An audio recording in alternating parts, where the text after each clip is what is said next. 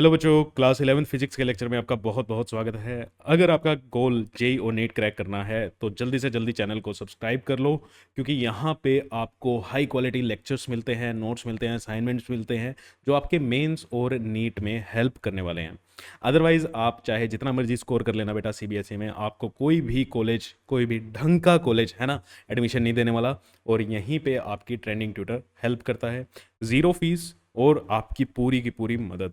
तो जल्दी से जल्दी चैनल को सब्सक्राइब करो, इससे आपका बहुत ज़्यादा फायदा होने वाला है। आज है हमारा मोशन इन स्ट्रेट लाइन का lecture number 7। I hope 7 lectures से पहले जितनी भी लेक्चर आए हैं, मतलब 6 लेक्चर आपने देख लिए होंगे।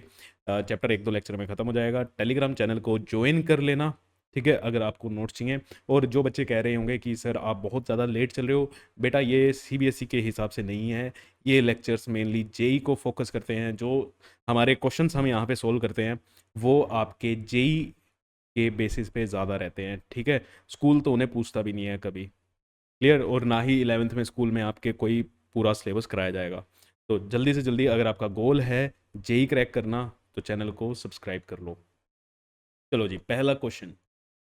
अ man drops a ball downward from the roof of a tower of height 400 metre. तो 400 मीटर, ठीक है। और सबसे पहले तो आप इस वीडियो को पॉज करो और अपने आप ट्राई करो, फिर आप अपनी गलतियां देखना कि कहाँ पे हुई हैं, ठीक है। एक्चुअल में तो करने का प्रोसेस ये है। तो 400 मीटर की हाइट से एक बॉल ड्रॉप की, ठीक है। At the same time another ball is thrown upward with velocity 50 metre per second. ये at the same time ball drops, ठीक है। यहाँ पे देखो वर्ड लिखा हुआ है ड्रॉप। ड्रॉप का मतलब इसकी, ठीक है, यू क्या होगा, जीरो होगा। इसको हम बोल देते हैं बॉल वन। और सिमिलरली बॉल टू, इसे हम बोलेंगे बॉल टू, नीचे से ऊपर की तरफ फेंकी है। इसकी वेलोसिटी है u is equal to 50 metre per second from the foot of a tower. Then they will meet at which height from the tower, ठीक है। सॉरी, यहाँ पे from the foot of tower आएगा, फ्रॉम फुट ऑफ टावर। कि नीचे से कितनी height पे जाके ये दोनों मिलेंगे। अब देखो यार, ये इधर आ रहा है, ये इधर आ रहा है। कोई कहेगा सर ये तो अलग अलग, ये ऊपर चल जाएगा, ये नीचे चल जाएगा, कोलिजन ही नहीं होगा। तो ऐसी इमेजिनेशन मत लगाना, ठीक है। क्वेश्चन में जितना बोला है उसको उतना ही सोल्व करना। मतलब ये सेम स्ट्रेट लाइन में क्या कर रहे हैं, गिर रहे हैं। मोशन इन स्ट्रेट लाइन है, मतलब वाई एक्सिस में, वाई एक्सिस के ऊपर ही क्या हो रहा है, ये गिर रहे हैं। ऊपर से ये नीचे आ रहा है, नीचे से ये ऊपर जा रहा है। तो हमें नहीं पता ये कहाँ पे जाके मिलेंगे, ठीक है। और वही चीज क्वेश्चन में पूछी भी हुई है। तो यहाँ पे कॉन्सेप्ट क्या होगा, हम कह देते हैं कि भैया इस पॉइंट पे आके ये मिले, ठीक है। ये कितनी हाइट हो जाएगी, एच हाइट हम मान लेते हैं कि एच हाइट पे आके ये मिले। अब एच हाइट पे तो इसको भी यहाँ पे एच हाइट पे, एच हाइट तक आना पड़ेगा। इसको इतना चलना पड़ेगा एच हाइट तक आने के लिए। और सिमिलरली इसको भी भैया यहाँ पे पहुंचेगा, तभी ये क्या करेंगे, कोलाइड करेंगे, ठीक है ना। तभी ये क्या करेंगे, कोलाइड करेंगे। मतलब एक ही टाइम पे, एक ही टाइम पे इनको इस पोजीशन पे होना पड़ेगा, क्लियर। तो हम निकाल लेते हैं, ठीक है। टाइम निकाल लो कि ये कितने टाइम में ये डिस्टेंस कवर कर रहा है, ये कितने टाइम में ये डिस्टेंस कवर कर रहा है, और दोनों का डिस्टेंस क्या होगा। अब टोटल जो चलेंगे वो तो 400 ही चलेंगे। तो देखो बॉल वन के लिए, ठीक है, कि बॉल वन ने, वो बॉल वन, यू की वैल्यू है 0, ए की वैल्यू है -10। तो S is equal to, S1 बोल देते हैं इसको, S1 is equal to U T plus half A T square. U की वैल्यू 0, ये टर्म हमारी 0 होगी। सर एस हमें पता ही नहीं है ना, हमें नहीं पता कितना चला। लेकिन यहाँ पे क्या होगा, -10 × t²। S1 कितना आया, -5t²। मतलब इसने यहाँ से यहाँ तक आने में, ठीक है, ये इसने कितना डिस्टेंस ट्रेवल किया, माइनस, मतलब माइनस तो हटाओ, 5t²। सर आपने यहाँ पे माइनस क्यों नहीं लिया? बेटा ये माइनस आपका क्या शो कर रहा है? डायरेक्शन शो कर रहा है, शोज डायरेक्शन। ये क्या शो कर रहा है बेटा? डायरेक्शन शो कर रहा है कि वो डाउनवर्ड डायरेक्शन में आ रहा है। इसका क्या कहने का मतलब है? -5t² का मीनिंग क्या है? चलो मैं मीनिंग भी लिखता हूं मेरे प्यारे बच्चों के लिए कि भैया डाउनवर्ड डायरेक्शन में, डाउनवर्ड डायरेक्शन में 5t², ठीक है, डिस्प्लेसमेंट किया टी टाइम में, ये 5t² चला है, ठीक है, नीचे की तरफ। बॉल 2 कितना चलेगा निकाल लेते हैं इसी।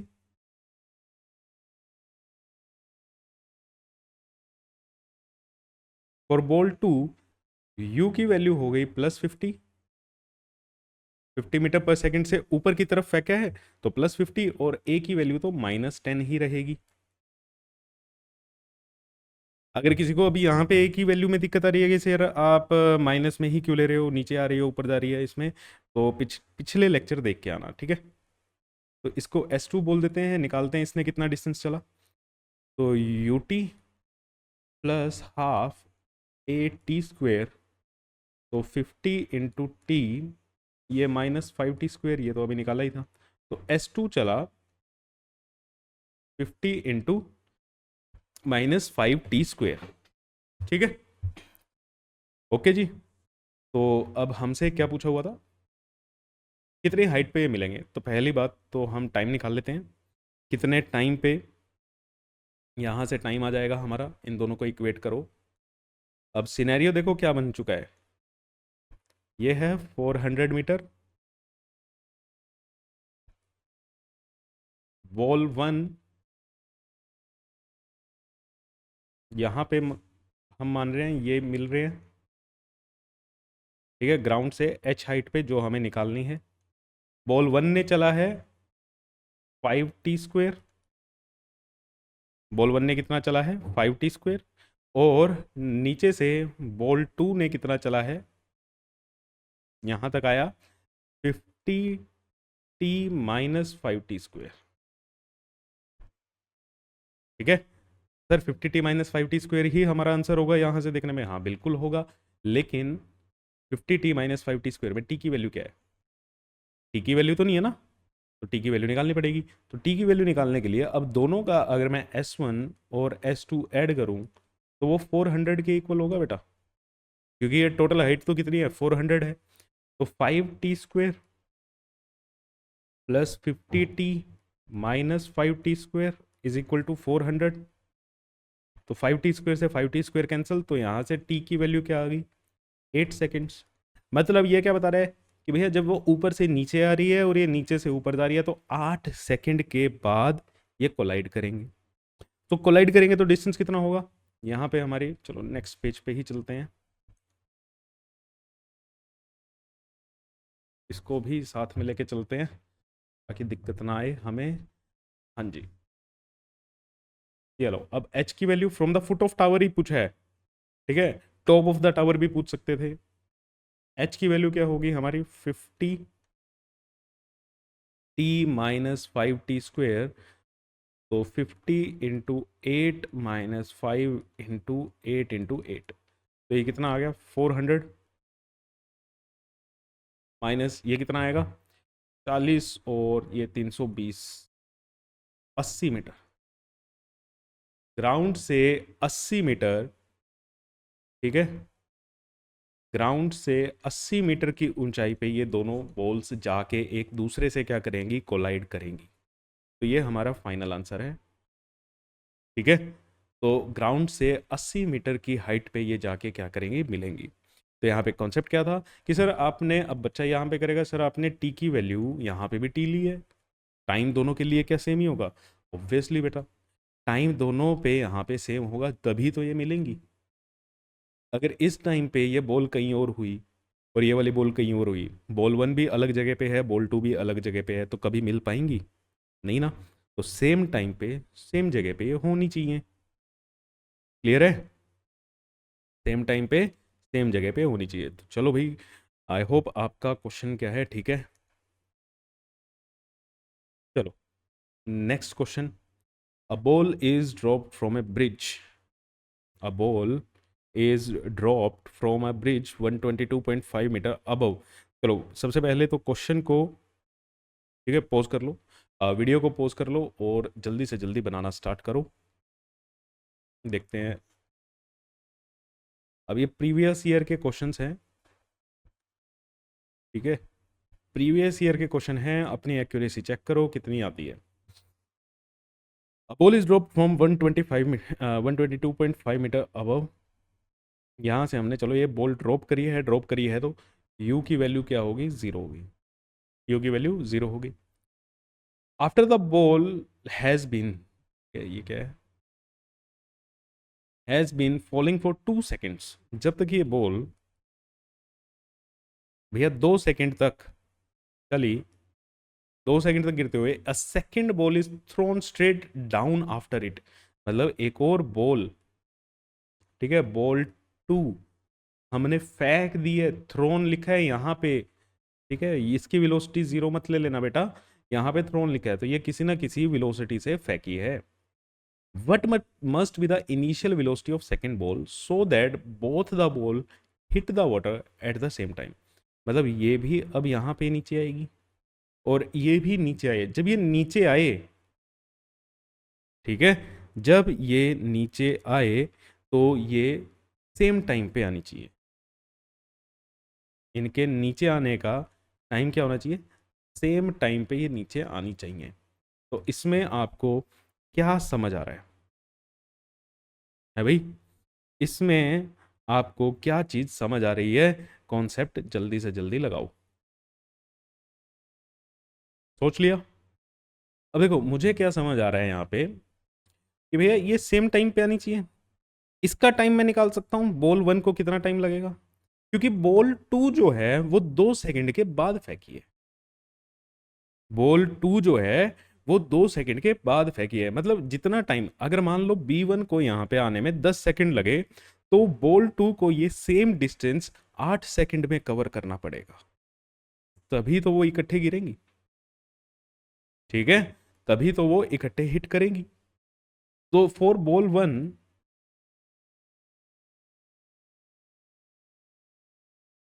1 टाइम हम निकाल सकते हैं। इस केस में टाइम क्या होता है? √2h/g। तो √2 इंटू 122.5 अपॉन 10, 10 नहीं लेना यहाँ पे, 9.8 लेना उन्होंने बोला हुआ है, ठीक है। तो अब ये कैलकुलेशन थोड़ी सी टफ होती हुई दिखाई दे रही है भाई। चलो करें। ये 4.9, तो 1225 अपॉन 49, तो ये तो कैंसिल होता हुआ दिखाई नहीं दे रहा है ना? क्या हो जाएगा? ये हो जाएगा कहीं ना कहीं पे, ये तो बाहर आ गया। 1/7, 1/7 √1,225, 1,225 होता है, ठीक है ठीक है ठीक है ठीक है, 1,225 होता है 35 का स्क्वायर, तो 35/7 ये आया 5 यहाँ से। तो मतलब टाइम आएगा 5 सेकेंड्स। ठीक है, इसको सोल्व करके मैं डायरेक्ट लिखता हूँ। टाइम यहाँ पे कितना आएगा? 5 सेकेंड्स। मतलब बॉल 1 5 सेकेंड में नीचे गिरती है, ठीक है। बॉल 1 कितने सेकंड में नीचे गिरती है? 5 सेकंड में। For to hit at same time पे हिट करने के लिए बॉल 2 मस्ट कवर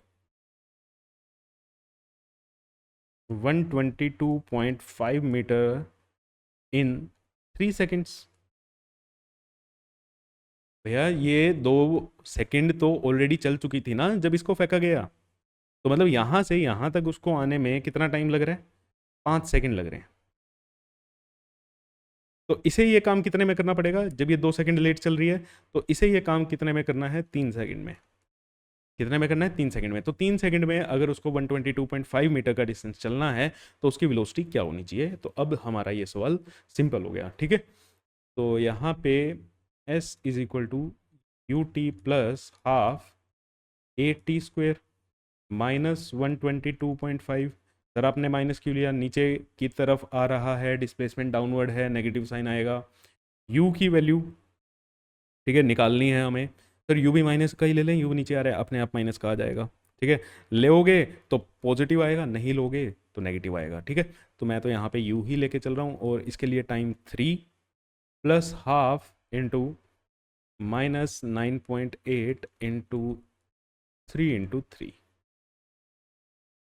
तो ये 4.9 कितना बनेगा भैया? 4.9 इंटू 9, 49 इंटू 9 कितना बनेगा? 41, ठीक है। तो 3u प्लस 441/10 तो 44.1, 122.5 साइन नेगेटिव का, तो 122.5 plus 440 divided by 3u sign आएगा यहाँ पे नेगेटिव। तो u की वैल्यू कितनी आई? 4.78 है ना, माइनस का ओ डिवाइडेड बाई 3। तो ये कैंसिल हो जाएगा, इस पे 7 और 8 15 और 12 और 7 19 पॉइंट्स में आएगा कुछ ना कुछ। चलो, माइनस 3 2 6, 3 6 18.1 है ना, 1 ही ले लेते हैं, यहीं पे छोड़ देते हैं। तो -26.1 ये हमारा फाइनल आंसर है, ठीक है जी। तो मेरे हिसाब से आपका भी आया होगा। कोई और कॉन्सेप्ट लगाया है तो बताओ, ठीक है। किसी और कॉन्सेप्ट से अभी देखो, अभी मैं एक और बात बताता हूँ आपको। आपके पास ना बहुत टाइम है। जब आपके पास बहुत टाइम है तो भैया इसको यूटिलाइज करो। कैसे? सर आपने ये क्वेश्चन ऐसे किया, मैं अलग तरीके से करता हूँ, ठीक। मैं इसको अलग तरीके से करके देखता हूँ। चलो, अनदर गुड क्वेश्चन। और ये क्वेश्चन अच्छा है, इस क्वेश्चन में आप गलती करोगे, ठीक है। इस क्वेश्चन में आप गलती करोगे और यहाँ से एक नई चीज़ सीखोगे। जिस भी क्वेश्चन में आपकी गलतियाँ होती हैं, ठीक है, जो भी गलती आपने की है यहाँ पे उसको लिख लिया कि इस क्वेश्चन में मेरी ये गलती थी। जो भी उस क्वेश्चन का कॉन्सेप्ट है वो भी लिख लिया कि भैया इस क्वेश्चन में मुझे ऐसे सोचना था, ठीक, मुझे ऐसे इस चीज़ को सोचना था। अब यहाँ पे बहुत इंपॉर्टेंट चीज़ सीखोगे, और क्या पता ऑलरेडी आपने सीख भी रखी हो, सिलेबस कर लिया है। A balloon start rising from the ground with acceleration 1.25 metre per second square. तो ग्राउंड से, ठीक है, ये बैलून 1.25 मीटर पर सेकेंड से उड़ना स्टार्ट हुआ। After 8 seconds a stone is released from the balloon, ठीक है। 8 सेकंड तक मान लो ये यहाँ पे पहुंचा, ठीक है। यहाँ से यहाँ तक इसको कितना टाइम लगा? 8 सेकंड्स लगे। और 8 सेकंड पे यहाँ से एक स्टोन को ड्रॉप कर दिया। Stone is released. तो अब ये बताओ, the time taken to reach the ground will be, time taken to reach the ground. हाँ, अब ये जो स्टोन है, ठीक है, ये जिसको, इस स्टोन को यहाँ पे छोड़ा है, ये कितने टाइम में, ये कितने टाइम में ग्राउंड पे हिट करेगा, ठीक है। तो यहाँ पे अब इम्पोर्टेंट चीज़ क्या है? अब यहाँ पे सबसे पहली गलती कि सर ये ना रिलीज़ किया हुआ है और यहाँ पे देखो ये रिलीज़ है, तो यहाँ पे u की वैल्यू क्या हो जाएगी? 0 हो जाएगी। सबसे पहली गलती यही। और इस क्वेश्चन का सिखाने का पर्पज़ यही था।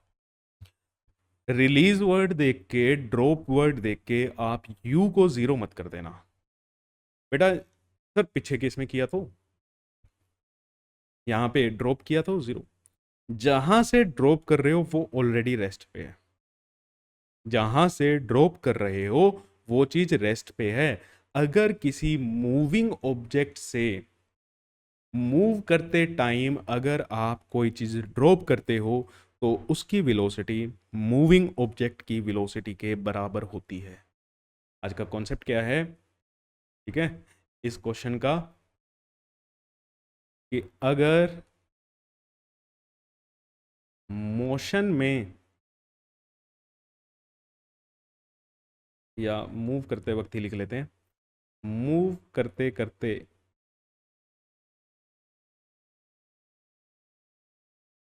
किसी ऑब्जेक्ट की किसी ऑब्जेक्ट को ड्रॉप या रिलीज किया जाता है तो ऑब्जेक्ट की वेलोसिटी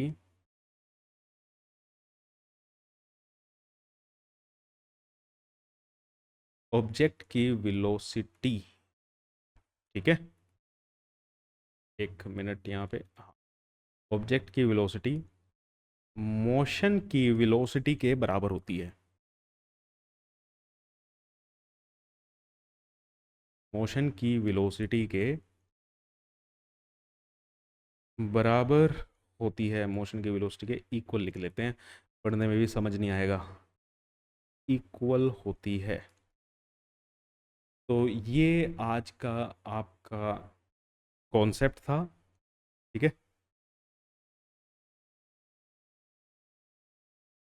ओके।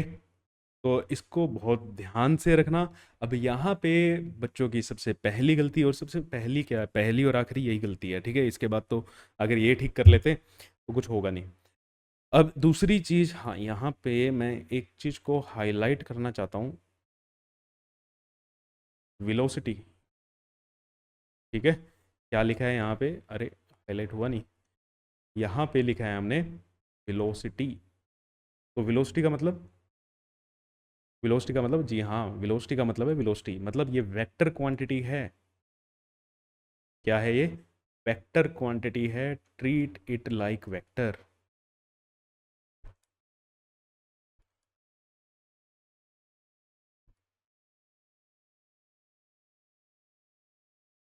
अब यहाँ पे कुछ बच्चे ये भी कर सकते हैं, ठीक है सर, मतलब अब यहाँ का कॉन्सेप्ट क्या है कि भैया स्टोन की जो वेलोसिटी होगी वो जीरो तो नहीं होगी। जीरो नहीं होगी तो फिर सर क्या होगी? जिस वेलोसिटी से ये बैलून मूव कर रहा है वही वेलोसिटी होगी स्टोन की।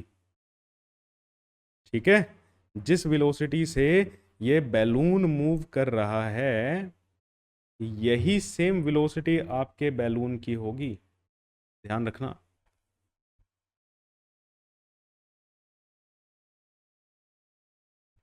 So here velocity of stone is equal to velocity of balloon at the time of release। जिस टाइम पे रिलीज किया है वही वेलोसिटी होगी। तो अब बैलून की वेलोसिटी कितनी होगी? 8 सेकंड पे ये इसको रिलीज किया है, तो 8 सेकंड तक कितनी वेलोसिटी से ये चला, तो ये निकाल लो। ठीक है, 8 सेकंड तक बैलून की वेलोसिटी यहाँ पे कितनी हो जाएगी? वेलोसिटी ऑफ बैलून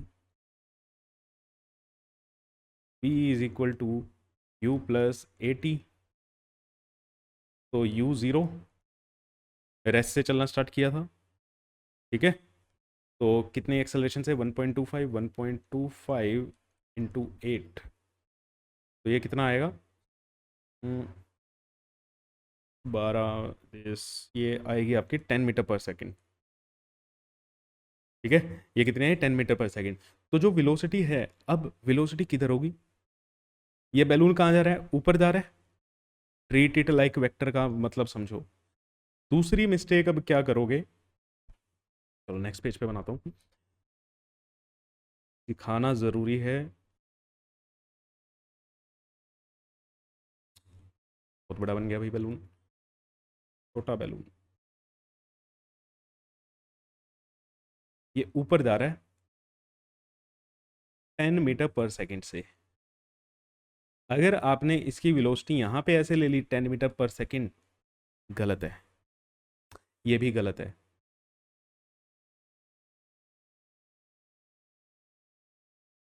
ठीक है भैया, स्टोन की वेलोसिटी, वेलोसिटी बोला था मैंने, स्पीड नहीं बोला था। तो ये स्टोन भी क्या करेगा, 10 की स्पीड से ऊपर जाएगा, ऊपर जाएगा, फिर ये नीचे आके गिरेगा। ठीक है, अब ये क्वेश्चन आपका ऐसा हो जाएगा कि मान लो स्टोन को 10 मीटर पर सेकंड की स्पीड से ऊपर की तरफ फेंका। अब ये हाइट भी हम निकाल सकते हैं, कितनी हाइट से, क्योंकि 8 सेकंड में कितना इसने डिस्टेंस कवर किया है वो भी तो निकाला जा सकता है। बैलून ने 8 सेकंड में डिस्टेंस कितना कवर किया, S is equal to U T plus half A T square. तो U zero, half into 1.25 into 8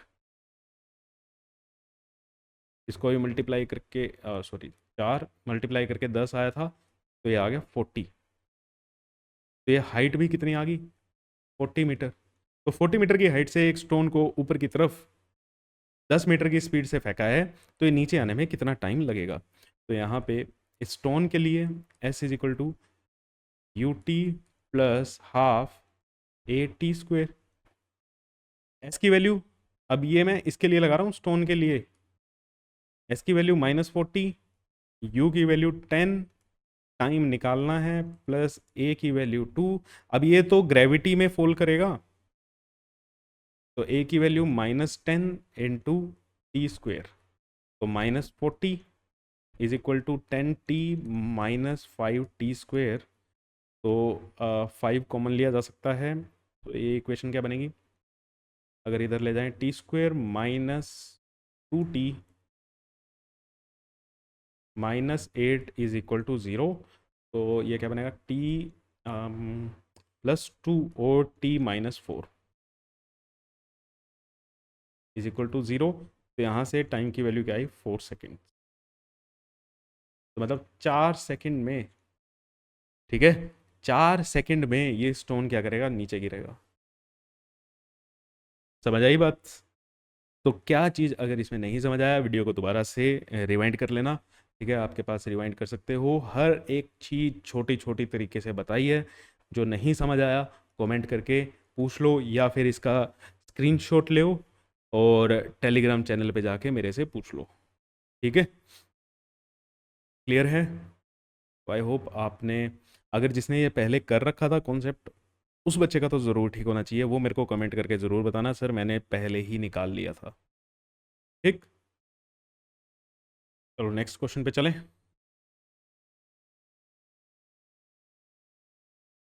next question, video post करो और ट्राई करने की कोशिश करो। ठीक है, ऑप्शन देख के घबराना नहीं है। ठीक, ऑप्शन देख के कभी मत घबराना कि क्या दिया हुआ है। Two bodies begins free fall from same height at time interval of n seconds. And ये तो ऐसा ही क्वेश्चन हो गया, जो 2 सेकंड के बाद अभी बॉल फेंकी थी, है ना। इनके बीच में वहां पे टाइम कितना था, 2 सेकंड था, यहाँ पे टाइम कितना है, n सेकेंड्स है। If the velocity of separation between two bodies is 1 metre after n seconds, अब ये स्मॉल n है, तो गलती होएगी from the start of first body. यहाँ पे थोड़ा सा एरर, ठीक है, टाइपिंग एरर था ये, यहाँ पे है f first body, then n is equal to, चलो जी करना स्टार्ट करते हैं। सेम हाइट से दो बॉडीज को हमने ड्रॉप किया, एक बॉडी ये रही, एक बॉडी ये रही, लेकिन कैच क्या है, ये n सेकंड्स के लिए चल चुकी थी, तब हमने इसको क्या करा है, ड्रॉप किया। टाइम इंटरवल क्या है, n सेकंड्स है। तो और ये भी दिया हुआ है, if the vertical separation between two bodies, if the vertical separation between two bodies is 1 meter after n seconds, after n seconds, तो पहली बात तो मैं सीधा सीधा सा ये करता हूँ कि n सेकंड में, ठीक है, देखो अब ये जब गिरेगी, इसके लिए टाइम क्या होगा, जो भी इसका टाइम है उससे एक कम। अब यहाँ तक आने का टाइम मुझे नहीं पता, लेकिन मुझे ये पता है कि यहाँ पे जब ये दोनों बॉडीज n सेकंड्स के लिए चली, कितने मतलब जब ये फर्स्ट वाली बॉडी n सेकंड्स के लिए चली, तो यहाँ पे देखो, अगर ये पहली बॉडी थी, फर्स्ट बॉडी थी, n सेकंड में वो यहाँ पे है, t is equal to n पे, at t is equal to n पे बॉडी यहाँ पे है, तो t इज इक्वल टू, इसके लिए सेकंड बॉडी के लिए ये टाइम क्या होगा, इन दोनों में गैप दिया हुआ है 1 मीटर का, लेकिन इसके लिए टाइम क्या होगा, n माइनस एन। क्यों सर? सर n सेकंड्स का इंटरवल है ना, जैसे बॉल 2 और बॉल 1 में 2 सेकंड का इंटरवल था ना, कि बॉल 2 को जब फेंका तो बॉल 1 को जब फेंका तो सेकंड को 2 सेकंड के बाद फेंका था। ऐसे ही अब इस सेकंड बॉल को, सेकंड बॉडी को n सेकंड के बाद फेंका है। तो अगर ये 10 सेकंड तक चला, तो ये कितने तक चला होगा, 8 सेकंड तक, या मतलब 10 सेकंड तक चला तो ये 10 - 1 n सेकंड्स के लिए चला, और उनमें गैप कितने का आया, 1 मीटर का। ठीक है, उनमें गैप कितने का आया, 1 मीटर का। तो फर्स्ट बॉडी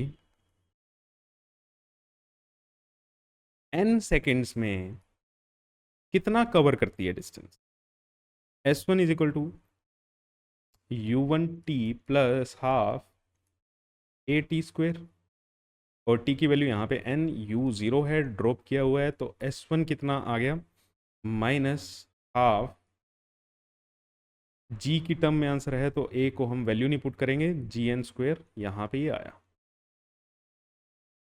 ऐसे ही, ठीक है, इन्होंने कितना किया होगा, s2 यहाँ पे t is equal to n-1। Sir आप यहीं की बात क्यों कर रहे हो, है ना, किसी के मन में ये भी बच्चा आएगा, सर आप यहीं की बात क्यों कर रहे हो, नीचे जाके देख लो, ग्राउंड पे जाके हिट करके देख लो, जैसे आप पिछले क्वेश्चन में किया। क्योंकि बेटा मेरे को डाटा यही दिया हुआ है, इस बार हमें हाइट भी नहीं दे रखी ना, इस बार हमें हाइट भी नहीं दे रखी। ठीक है, इसलिए मैं इतने से पोर्शन की बात कर रहा हूँ। तो s2 सेकंड बॉल ने n-n टाइम में कितना डिस्टेंस ट्रेवल किया होगा, तो s2 is equal to ut plus half A T square, इसको भी ड्रॉप ही किया है, ये भी ज़ीरो, तो minus half g into n-n का होल स्क्वेयर, ये आएगा। और क्वेश्चन क्या कहता है, फिगर के अकॉर्डिंग जो s1 माइनस s2 है वो कितना है, 1 मीटर है, वो कितना है, 1 मीटर है, तो माइनस हाफ जी एन का square, minus half, minus minus plus हो जाएगा ये, ठीक है, माइनस माइनस क्या हो जाएगा, ये प्लस हो जाएगा, जी इंटू n-n का whole square is equal to 1, is equal to 1, तो minus half g n square plus half g into N square plus n square minus 2 into n is equal to 1। तो यहाँ पे हमारा क्या बन रहा है, माइनस हाफ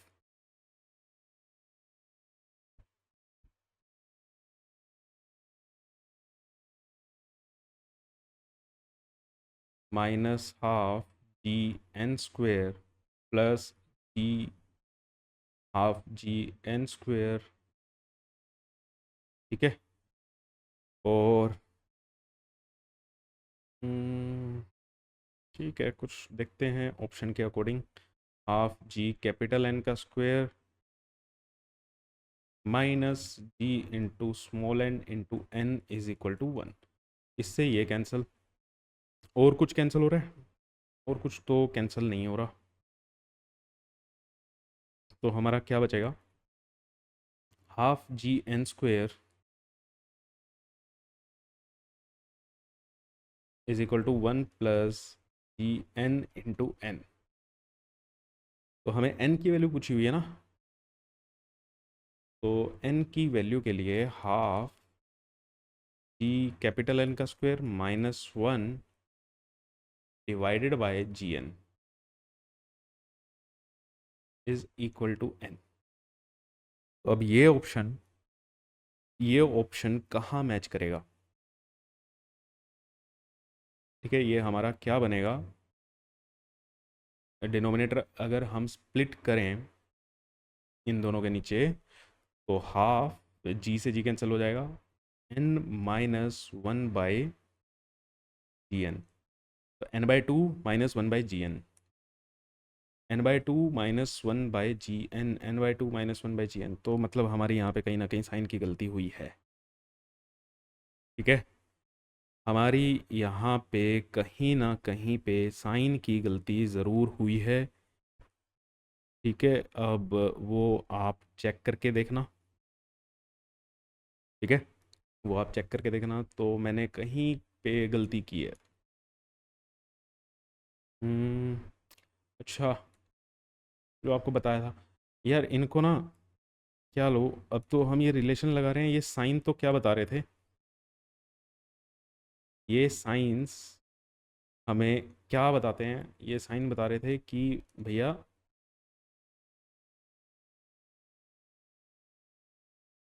साइन उल्टे हो जाएंगे। ये साइन क्या बता रहे थे, ये तो नेगेटिव डायरेक्शन में डिस्प्लेसमेंट बता रहे थे, अब तो हम सिंपल डिस्प्लेसमेंट वो निकाल रहे हैं, मैग्नीट्यूड। इनका हमें मैग्नीट्यूड दिया हुआ है, तो यहाँ पे हमारी गलती हुई, तो फिर अब अपना ठीक है।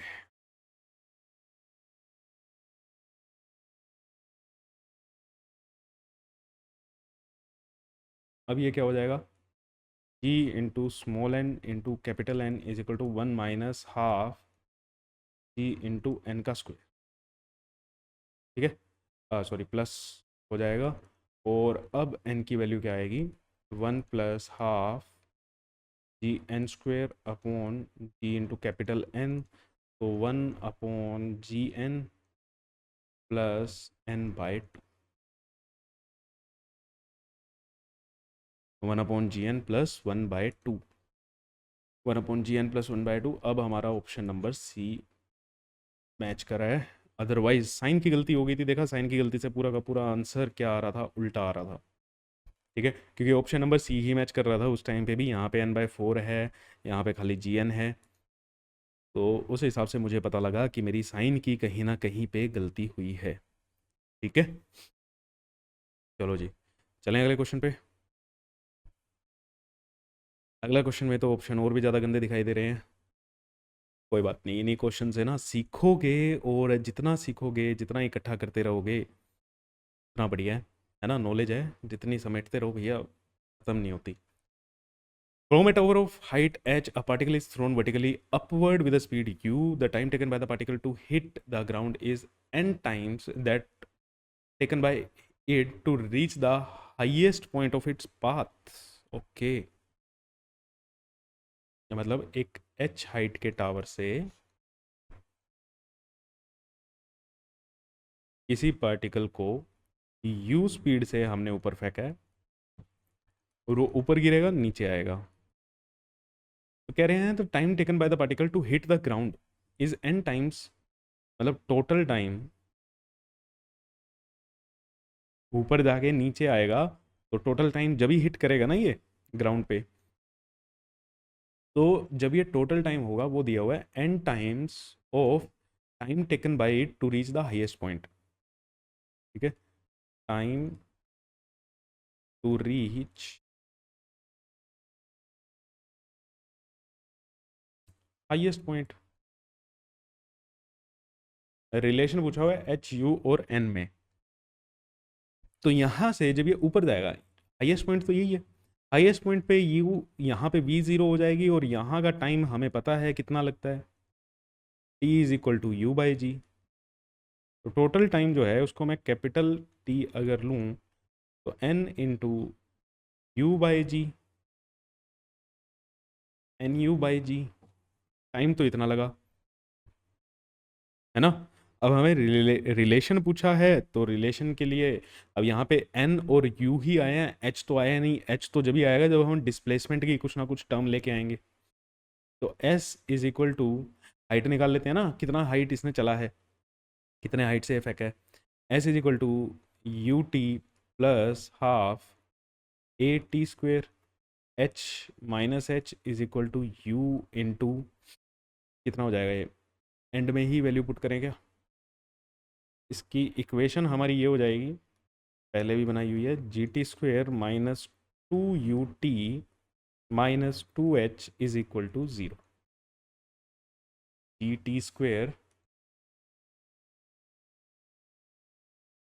-2 ut -2h is equal to 0। अच्छा यार, इतनी छोटी छोटी बातों पे ना लोड मत लेना कि जरा आपने ये डायरेक्ट ऐसे कैसे लिख दिया। 11th क्लास के बच्चे हो, मैथ भी बड़े अच्छे से आता है और फिजिक्स भी, है ना। तो स्टेप लगाने सीखो। अगर एक दो स्टेप मैं खा भी जाता हूँ तो लोड मत लेना। टी की वैल्यू NU/G, यहाँ पे कैपिटल टी कर दें इसको।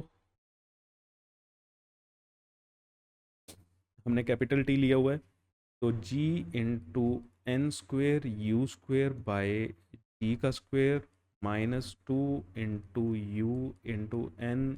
You by G -2h is equal to 0। तो यहाँ से हमारे पास क्या बचेगा, इससे ये कैंसिल हुआ, तो N square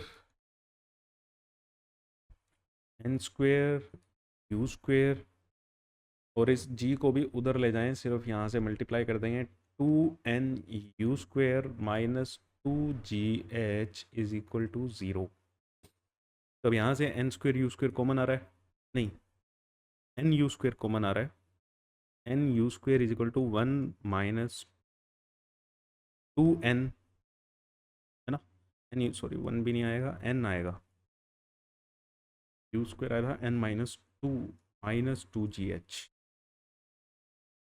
is equal to 0।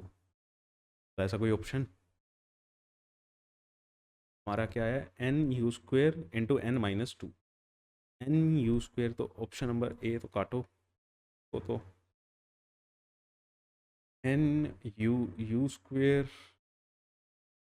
NG/H, अच्छा ऑप्शन नंबर सी लग जाएगा। ठीक है, 2GH इसमें आ रहा है, इसमें GH नहीं आ रहा, और यहाँ पे U² कॉमन आ रहा है। ठीक है, हमारा आ रहा है NU² कॉमन, NU²। तो ये रहा हमारा फाइनल आंसर। क्लियर।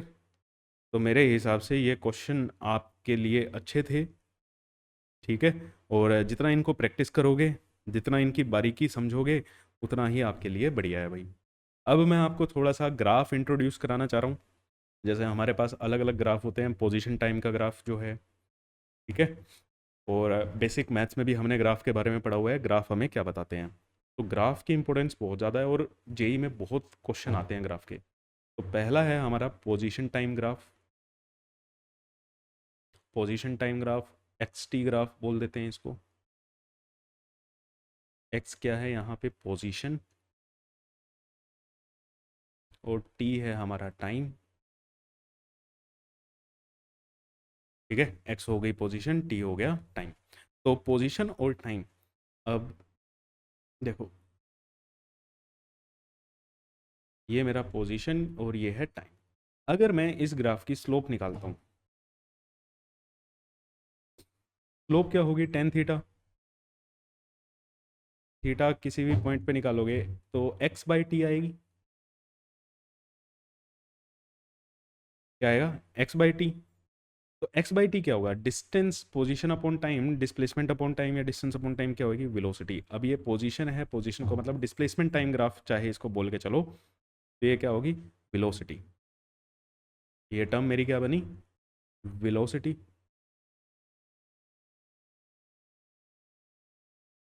ठीक है, क्लियर है।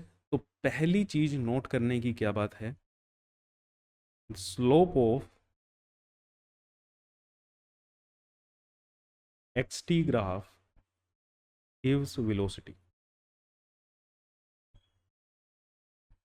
XT ग्राफ की स्लोप हमें क्या देगा, वेलोसिटी देगी। ठीक है, क्लियर है।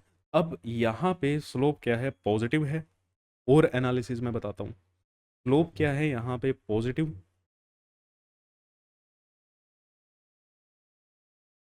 मीन्स वेलोसिटी पार्टिकल की क्या है, पॉजिटिव है। वेलोसिटी पार्टिकल की क्या है, पॉजिटिव है। अब मेरे को इसी चीज में, ठीक है, अब यहीं पे मेरे को ये बताओ कि क्या वेलोसिटी पॉजिटिव तो पता लग गई, वेलोसिटी वेरिएबल है या कांस्टेंट है?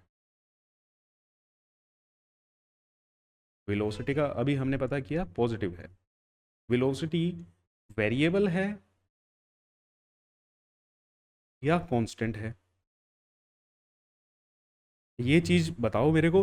अभी मैं जस्ट क्वेश्चन नहीं करेंगे, अभी ये थ्योरी वाला पार्ट चल रहा है, क्वेश्चन अगली क्लास में होंगे और ग्राफ के ऊपर होंगे, ठीक है?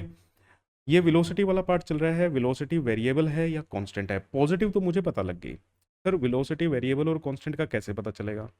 अब सोचो, ठीक है, यहां पे सोचना था।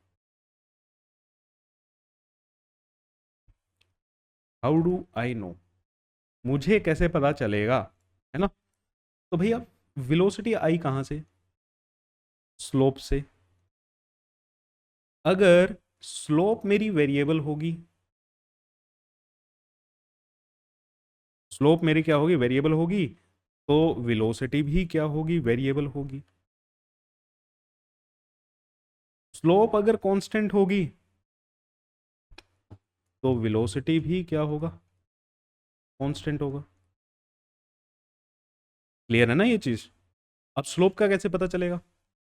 स्लोप का कैसे पता चलेगा कि कांस्टेंट है या नहीं है? अब देखो कितनी एनालिसिस लगती है।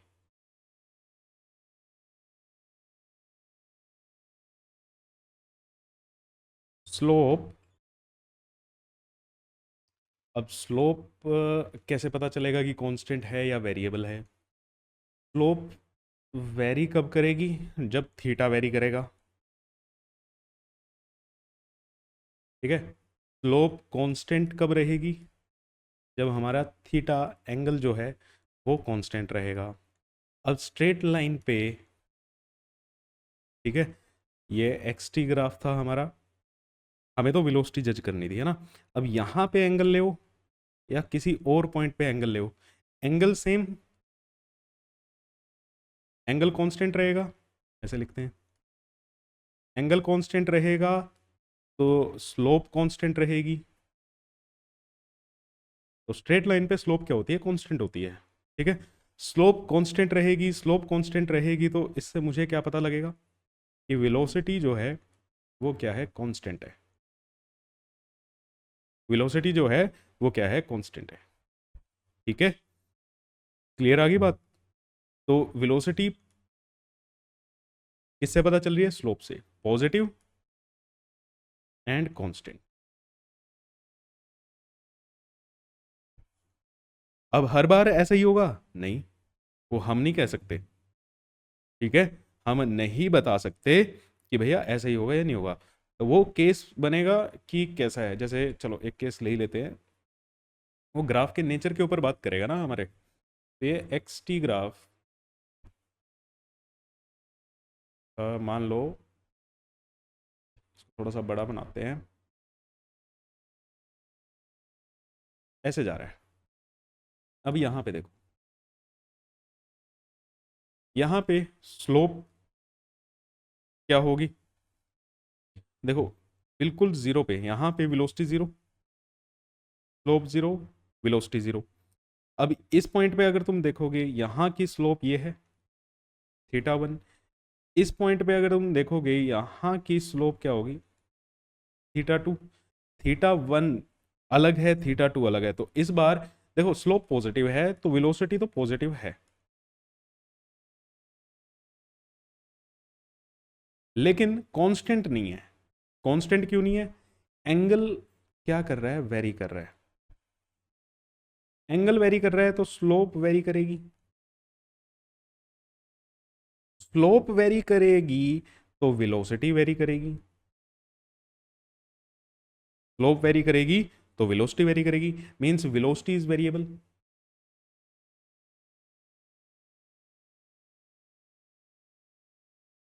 वेलोसिटी क्या है? वेरिएबल है।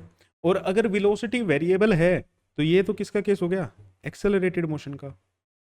वेलोसिटी चेंज कर रही है ना, तो मींस एक्सेलरेटेड मोशन का केस है। वेलोसिटी कांस्टेंट रहेगी तो यूनिफॉर्म मोशन था, अदरवाइज ये एक्सेलरेटेड मोशन है। और यहाँ से हम ये भी देख के बता सकते थे, वैसे यहाँ पे एग्जैक्ट अभी पता नहीं चल रहा। अगर देखोगे तो वेलोसिटी इंक्रीज कर रही है, थीटा अगर किसी और पॉइंट पे ले हो, इस पॉइंट की स्लोप निकाल लो, थर्ड पॉइंट की मैं कह रहा हूँ, तो यहाँ पे स्लोप निकालोगे, थीटा और भी ज़्यादा क्या आ रहा है, बड़ा आ रहा है। जैसे जैसे थीटा इंक्रीज करेगा वेलोसिटी इंक्रीज करेगी, क्यों, स्लोप इंक्रीज करेगी। तो यहाँ पे वेलोसिटी इंक्रीजिंग भी है। तो ग्राफ से हमें इतनी चीज़ों का पता लग सकता है, ग्राफ से हम मोशन को स्टडी कर सकते हैं कि ये मोशन कैसा है। ठीक है, मोशन कैसा है वो हम ग्राफ से स्टडी किया जा सकता है। सर वेलोसिटी डिक्रीजिंग भी हो सकती है, बिल्कुल हो सकती है भैया, ग्राफ के नेचर के ऊपर पता लगेगा, ग्राफ को हम स्टडी करेंगे धीरे धीरे। ठीक है, तो ये था आपका पोजीशन टाइम ग्राफ। अब और डिटेल में मैं जब आपको लेके जाऊंगा, जब हम क्वेश्चंस करेंगे। ठीक, अभी जस्ट आपको कॉन्सेप्ट बता रहा हूँ। ये है वेलोसिटी टाइम ग्राफ। अब वेलोसिटी टाइम ग्राफ हमें क्या बताता है, एक बार ये भी देख लेते हैं। वेलोसिटी टाइम ग्राफ से क्या क्या चीज़ों का पता चलेगा।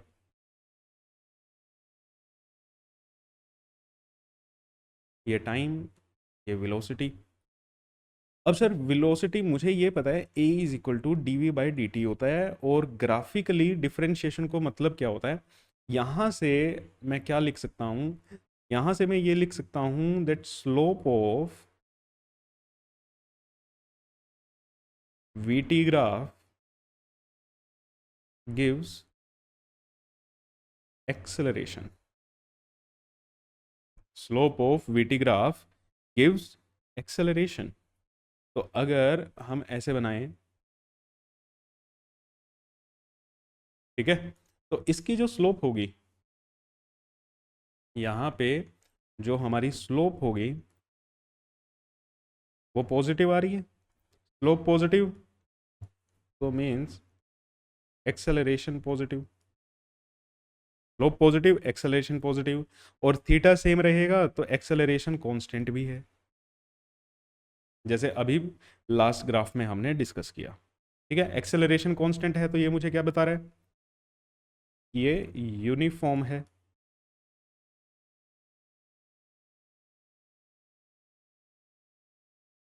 क्या है ये, यूनिफॉर्म एक्सेलरेशन है।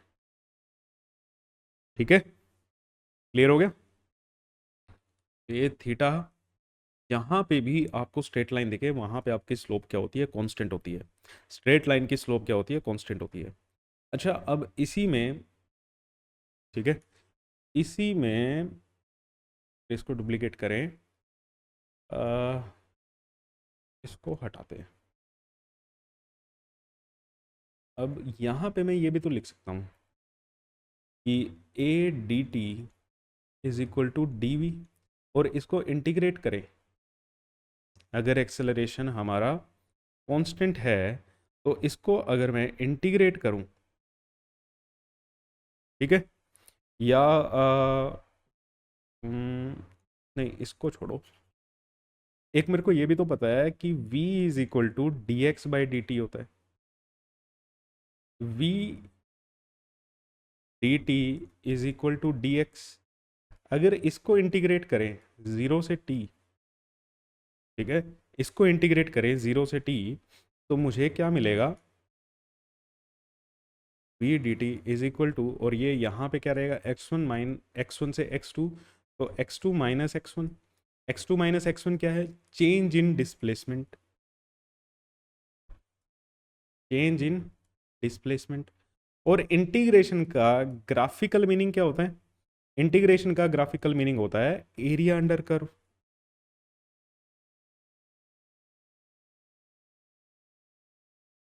एरिया अंडर कर्व, तो अगर मैं इसका यहां तक एरिया निकालूं, इस ग्राफ का जो एरिया होगा वो मुझे क्या देगा, चेंज इन डिस्प्लेसमेंट।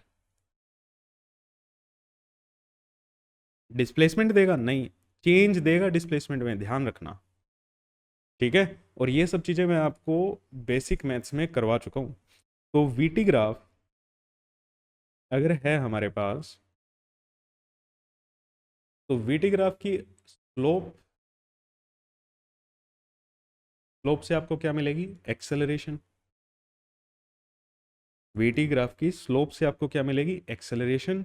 और वीटी ग्राफ का एरिया क्या देगा आपको, चेंज इन डिस्प्लेसमेंट।